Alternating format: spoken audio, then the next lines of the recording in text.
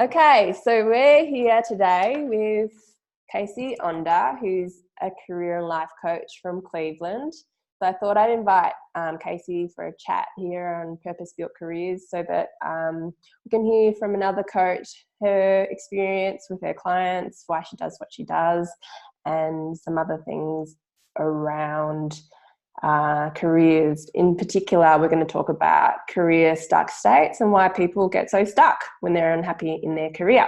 Okay, so Casey, thanks for joining me today. Let's start by hearing about your career so far. My career is slightly windy, but not as much in retrospect as I thought at the time. So I started in psychology in college, majored in that. And then I basically spent a few years not knowing what I was doing, went to graduate school, which is the thing that a lot of people do when they don't know what they're doing early on. I got a PhD in industrial organizational psychology, which is basically the study of people at work. And I got a graduate internship in corporate that I was excited about because it looked good on my resume. And then I went on to do basically management and leadership consulting for a couple of years until it really wasn't feeling right to me. And I didn't want to stay there, didn't know what I wanted to do next, was really stuck. And so I actually just bit the bullet and quit and traveled abroad, did an Eat, Pray, Love trip, and sort of came to coaching. Okay. What made you feel like the place you were at wasn't right for you? To be honest, I knew it wasn't going to be a long-term thing when I took the position for a number of reasons. It was honestly like, at the end of the day, there was overwhelming emotional and intuitive evidence that I did not want to be there any longer and that I had overstayed past what I had planned. So I couldn't ignore it anymore. Yeah, the signs were clear. All right, nice. And, fast forward to today working in Cleveland, I was just wondering what your experience with the community is in terms of, do you see people using coaches on a regular basis in the States? The States is a big place. I'm just wondering whether it's commonplace where you live to work for someone to hire a coach to solve a problem like their career challenge. What I've seen in Cleveland is people hiring coaches to solve an immediate problem, for example, getting a job. So maybe not full life coaching as frequently, but I actually don't know the Cleveland market that well because I haven't been focusing purely there. So I feel like I probably can't answer that question completely accurately. I think the majority of Clevelanders do not have a coach, do not know what coaching is. It's definitely it's not the norm here as it is in some other cities in the US. Yeah, like New York, where you possibly are moving to. All right. I guess the situation in Melbourne is I'm usually the people that I come across, I'm often the first coach they've ever worked with. But coaching is familiar in the sense that people know about coaches, but they not necessarily had that first-hand experience. Yeah. Okay, so for people who are new to coaching, I guess, in terms of it for as a framework or a service, what do you see as the main benefit for people who are considering getting help in this way? Well, the main benefit would be whatever your agenda for your objectives for coaching are. So having a space dedicated purely to you working towards something that's missing, to fulfilling something that's missing, or to working towards something that you want, but you're not quite sure how to get there.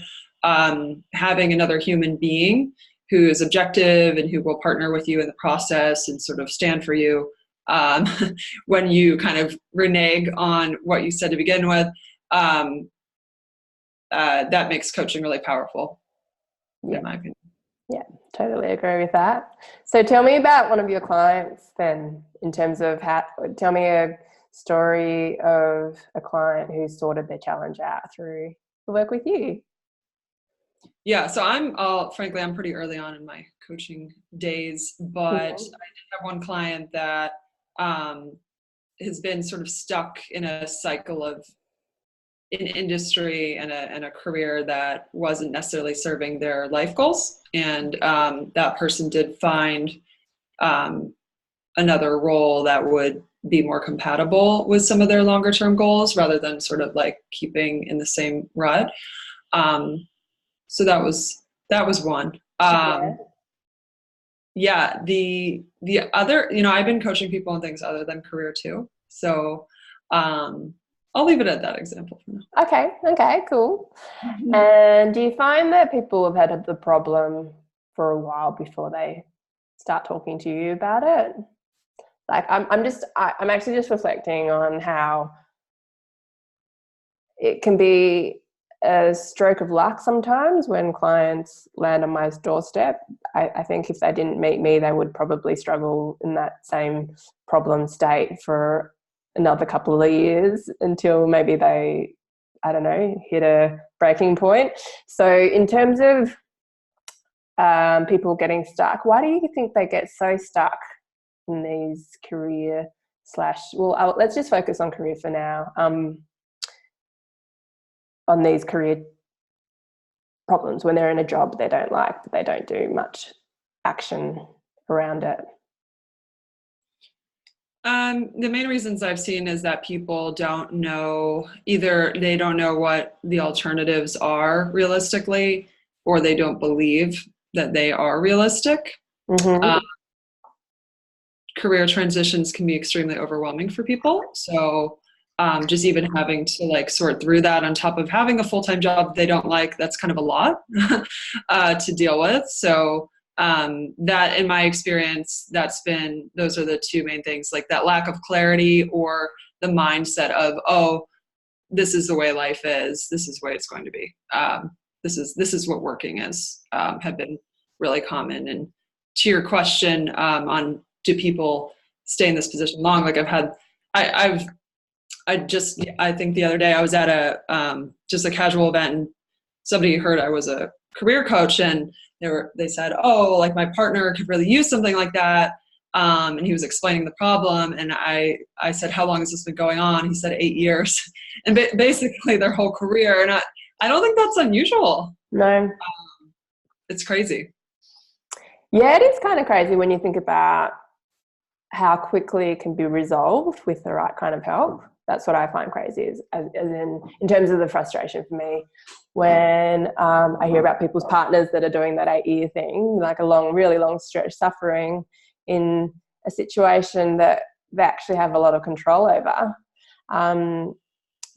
Yeah, it does feel a bit crazy in contrast to the solution they could be focusing on. But I guess, yeah, you're right. It's around that clarity, around trusting that there's a solution and finding the time to focus on it and feel aligned with getting the help, I suppose. So what could you give out a tip maybe for people who are feeling in that headspace of, oh, I really don't like what I'm doing, but I don't know what else to do right now? Quick tips are hard for me personally. The thing that helped me is the realization of there are no shoulds. Like there are no rules to how you construct a career. It's a creative act. It has greater consequences than most games, but it is a game. Like it is an act of creativity and playfulness. And the sooner you're able to start seeing it that way and seeing it more objectively, as rearranging pieces to create what you want, the easier it is for you to be able to proceed rather than seeing it as a problem to solve. Okay, that's a really interesting way to look at it, to see it as moving puzzle pieces around and solving, or not necessarily seeing it as a horrible problem to solve, but a creative process to find out information and do strategies so to play a beautiful game, I guess, which is Yeah, and I don't what want matters. Yeah. and I don't want to sound insensitive or like, it's not extremely stressful, because obviously that's the immediate experience. But the people that I work with aren't going to be on the street anytime soon. It's people that have gotten stuck in careers where they look successful and they don't feel successful. So they do have more bandwidth to play. They just don't feel like it. Yeah. Okay. So they're in a safe environment in the way that they've already got a job. Relatively. Yeah. But internally, it's not going well. And Right. I guess they're the ones to be the judge of what the breaking point or when they want to change, as opposed to someone doing them out of a job or something like that. Yeah. Exactly. Like, I don't, like, that's not my population. Like, I haven't been in that position. And so I'm not focusing on that at this time. So to me, I like the intriguing problem is that people that they are incredibly successful by all accounts, and yet they've climbed up the wrong ladder. Mm-hmm, mm-hmm. Okay. What do you say to those people who might be thinking about quitting their job, just like they're fantasizing about walking up to their boss and just saying, all right, I quit, I'm done, and they haven't got any next steps to go to? What would you say to those people? I'd say those are my people. That's what I did. Yeah. That is what I did. Okay, Yeah. cool. So you think it's not a bad way to go about it? Again, I don't think there are any rules. Like, you have to know, like, you have to be clear on, like, what you want. And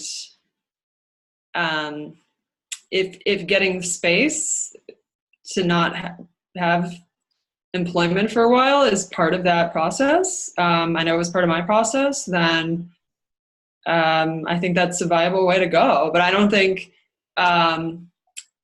quitting and not knowing what you're going to do, like, obviously you don't assume that you're going to figure it out right away, but it does give you more time to reflect and connect with yourself. I mean, I know that's what I needed.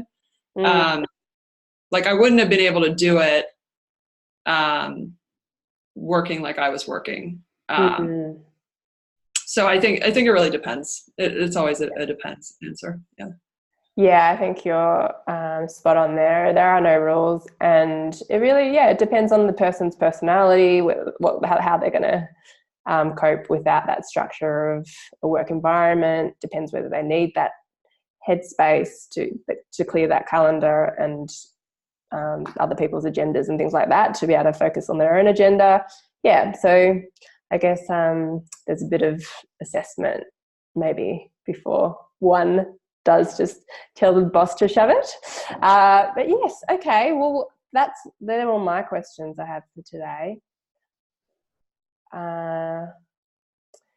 Was there anything else you wanted to end with, Casey?